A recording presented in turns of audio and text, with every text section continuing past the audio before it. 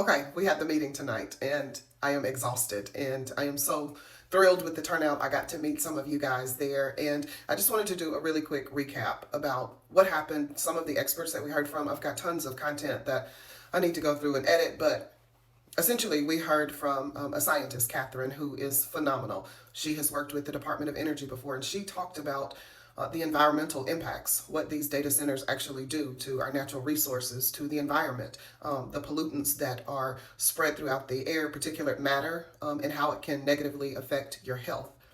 And then our public health expert, Erin, chimed in and talked about how even if you don't see the particulate matter, it can still be affecting you. And what these data centers are essentially doing is akin to the example I gave the other day. They are making the same decision that Ford made when they manufactured the Pinto. They know that it will take a while for the data to catch up to all of the harm that these data centers are doing. So they're rushing in now to earn the money, and then they will settle up later. But how many lives will be lost? At what cost will be passed on to residents? We also heard from an economist. Khalil is phenomenal. He is doing amazing work in DC and all over this country.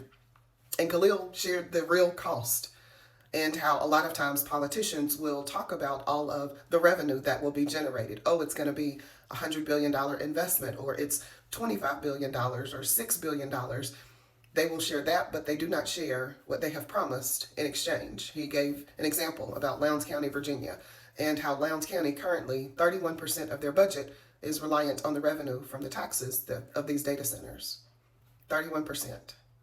They have over 200 data centers in that one county. What happens when they fail? You have a county that will be crippled because even though they have all of these data centers in this one county, they're still only getting 31% of their revenue from that. And the real test of the economic impact is that the state promised over $1 billion in tax abatements to these same corporations. So even if you are getting some revenue, you're not seeing it because the state has promised tax cuts for these corporations. That's exactly what we are going to see here in Mississippi. And we also heard from Keyshawn. Keyshawn is from Memphis. He is currently in the fight, fighting with and for the residents of his state. Because XAI has decided it is a phenomenal idea to poison Black and brown communities. And the work is not easy. It is not easy going up against billion-dollar corporations, but it is necessary work.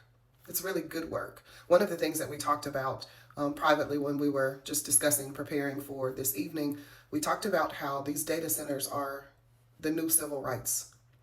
We understand what it took to obtain civil rights, and now we are facing a different enemy.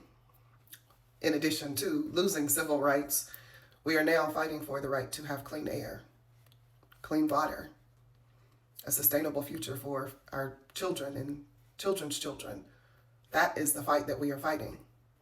And it's not easy.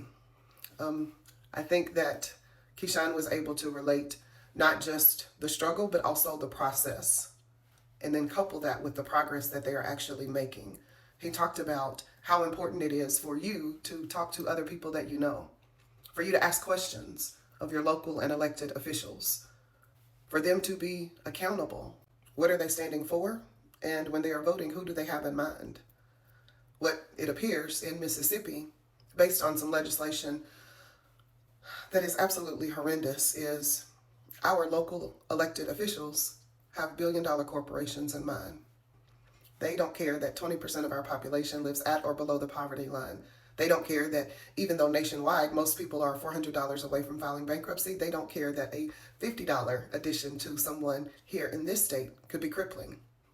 They don't care that if people's utility bills go up, they will be forced on deciding whether or not they are going to feed their children or pay the light bill. They were not voting with that in mind.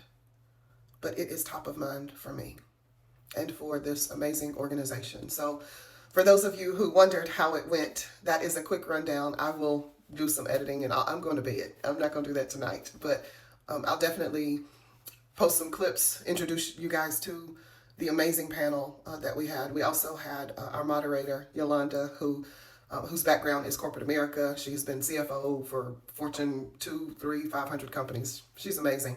But understanding the logistical components of pulling all of the necessary resources together. She is an integral part of the organization. And if you were there, then you understand exactly how impactful these people were, sharing their stories, their experience, their research based on what has happened. Mississippi is not the first place that has been targeted for data centers. We know what happens when they enter our communities. It's up to us to stop it.